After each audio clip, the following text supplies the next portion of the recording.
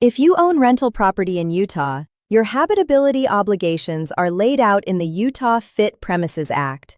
That's Utah Code Title 57, Chapter 22.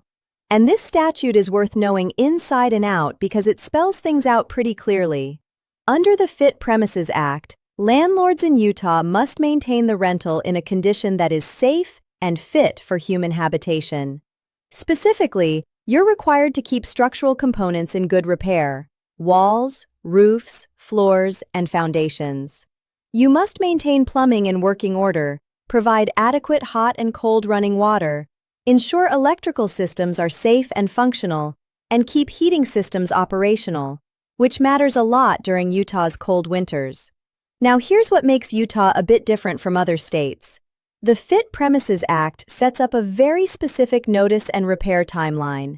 If a tenant identifies a habitability issue, they must provide written notice to the landlord. You then get a specific window to address it, generally 3 days for emergency conditions like no heat in winter or a gas leak, and 10 days for less urgent repairs. If you fail to make the repair within that window, the tenant has several options.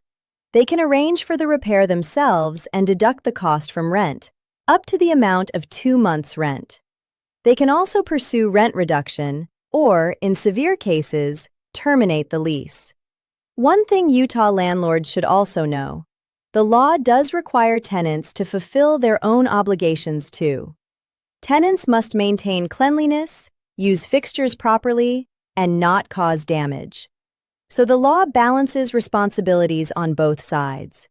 Utah courts take habitability seriously, so staying proactive with maintenance is always your best strategy.